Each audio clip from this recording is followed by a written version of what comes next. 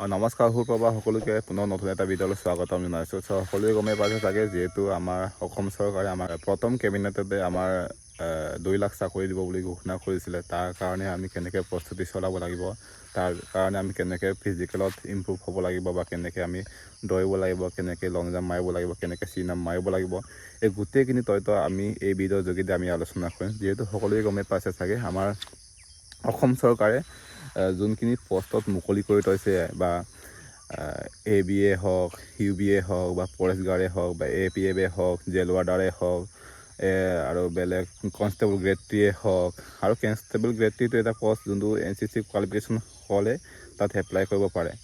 যোনটো আপোনালোকৰ A certificate, মিনিমামটো আপোনালোকৰ A চাৰ্টিফিকেট থাকিব লাগিব। তাৰপাছতে আপোনালোকে তাত এপ্লাই কৰিব পাৰিব মানে তাৰপাছত তাতে বহুতখিনি পষ্ট আহিছে, 733টা পষ্ট আহিছে, যোনটো পষ্টত কেতিয়াও আগতে ইমান ওলোৱা নাছিল। আগতে 150, 200 এনেকৈ ওলাই যায় আছিলে।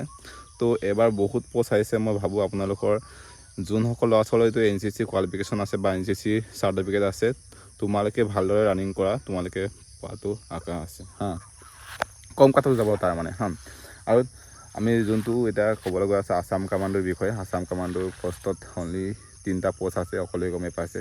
আৰু তাতে বহুতে আগৰ পৰা আমি শুনি আছোঁ যে আমাৰ কামাণ্ডো পষ্টটো বঢ়াব নেকি, বা নতুন কামাণ্ডো বেটেলিয়ান গঠন কৰিব নেকি।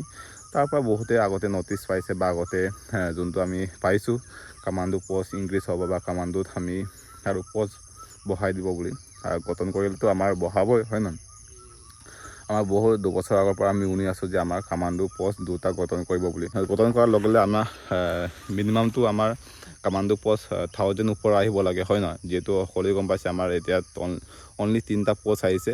এই 3টা পষ্টতে যোনসকল ল'ৰা ছোৱালীটো এপ্লাই কৰিছে আৰু যোনসকল ল'ৰা ছোৱালী এপ্লাই কৰা নাই, তোমালোকে আমাৰ যেতিয়া আমাৰ যোনটো আমাৰ 2 লাখ চাকৰি দিয়া যোনটো গ্ৰুপ এটা গঠন কৰিবলৈ গৈ আছে আমাৰ অসম গভৰ্ণমেণ্টে, অসম চৰকাৰে, এই গঠন হোৱাৰ লগে লগে আমাৰ 3 মাহৰ পাছত আমাৰ ৰিজাল্ট পাব যে আমাৰ কামাণ্ডো পষ্টটো বঢ়াবনে নাই, তা আমাৰ এইটোৱে থাকিব নে 3টাটো, বা আৰু বেলেগ পষ্ট আহিব নেকি। যিহেতু এক্সাইজ ডিপাৰ্টমেণ্টৰ পষ্ট আহিবলৈ বাকী আছে, আৰু বেলেগ পষ্টৰ গেম ৱাচাৰ পষ্ট হয়তো ওলাই আছে, 405টা ওলাই আছে, আৰু ফৰেষ্ট গাৰ্ডৰ 504টা ওলাই আছে। এইখিনি কথা হয়তো গম পাইছে আপোনালোকে।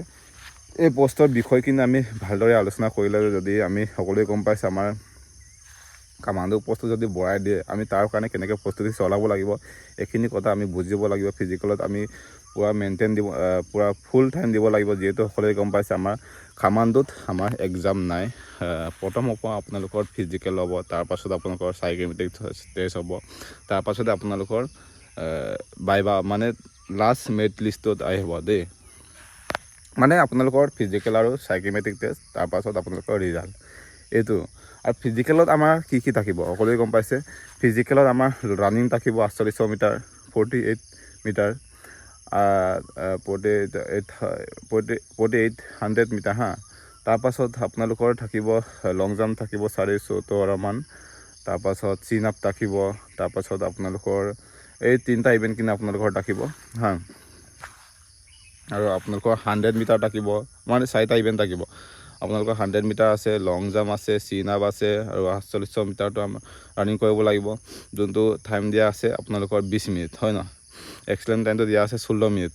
আৰু আপোনালোকৰ লং জাম্পটো আমি মাৰিব লাগিব যে আপোনালোকৰ 17.5 মান মাৰিব লাগিব, চিন আপটো 14 মান টানিব লাগিব। এইখিনি কথা হয়তো গম পাইছে। আৰু যদি 100 মিটাৰটো সকলোৱে গম পাইছে, আমাৰ 10 ছেকেণ্ডত এক্সেলেণ্টটো আছে, 14 ছেকেণ্ডত কোৱালিফাইড টাইমটো আছে, সকলোৱে গম পাইছে।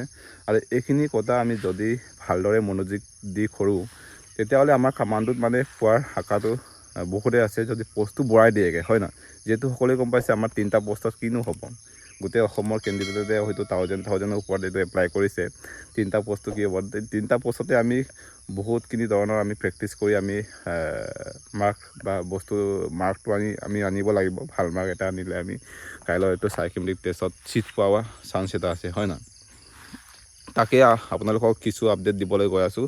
যিহেতু আমাৰ গাঁৱৰ ল'ৰা ছোৱালীয়ে হয়তো খুব এতিয়া প্ৰস্তুতি চলাই আছে, আমাৰ কামাণ্ডোৰ কাৰণে কেনেকৈ দৌৰি আছে, বা দৌৰিব লাগে, বা আমাৰ আছাম পুলিচ ABB কাৰণে কেনেকৈ দৌৰিব লাগিব, বা ফৰেষ্ট গাৰ্ডৰ কাৰণে কেনেকৈ দৌৰিব লাগিব, জেল ৱাৰ্ডাৰ কাৰণে কেনেকৈ দৌৰিব লাগিব গোটেইখিনি লৈ আমাৰ গাঁৱৰ ল'ৰাবিলাকে এতিয়া গাঁৱতে প্ৰেক্টিছ কৰি আছে খুব ধমাকাৰ প্ৰেক্টিছ চলি আছে আপোনালোকৰ তাত কেনেকুৱা কামাণ্ডো যিটো 48 মিটাৰ যদি আপোনালোকে ৰানিং টাইম লগাই যদি আপোনালোকে ৰানিং কৰা নাই কৰি লোৱা কিমান ছেকেণ্ড লাগিছে কিমান সময় লাগিছে আপোনালোকে মোক কমেণ্টত জনাব কাৰণ মই আপোনালোকৰ এই আপডেটখিনি দিবলৈ চেষ্টা কৰিম সদায় যোৱা আগৰ ভিডিঅ'ত মই এটা বনাইছিলোঁ যে আমাৰ গাঁৱৰ ল'ৰাৰ এটা 3200 মিটাৰটো 11.5 মিনিট লাগিছে 3200 মিটাৰ তাৰ লং জাম্প তাৰ এক্সেলেণ্ট গৈছে চিন আপ এক্সেলেণ্ট গৈছে সেইখিনি কথা হয়তো গম পাইছে সকলোৰে তাৰ মেক্সিমাম মানুহতো তাৰ লং জাম্প এক্সেলেণ্ট যায় যোনটো লং জাম্পৰ এক্সেলেণ্ট যায় চিন আপছৰ এক্সেলেণ্ট যায় সেইখিনি কথা ক'বলগীয়া নাই আৰু আমি এতিয়া জাষ্ট আমি নিজৰ কাৰণে কেনেকৈ প্ৰস্তুতি চলাব লাগে এইটো ভাবিব লাগিব হয় ন এতিয়া এইখিনিতে আপোনালোকৰ সৰু এটা আপডেট দিবলৈ চেষ্টা কৰিলোঁ তো যদি ভাল লাগে লাইক কমেণ্ট শ্বেয়াৰ কৰি দিব যদি নতুনকৈ চেনেলটো আহিছে ছাবস্ক্ৰাইব কৰি দিব তো বাই বাই নেক্সট ভিডিঅ' লগ পাম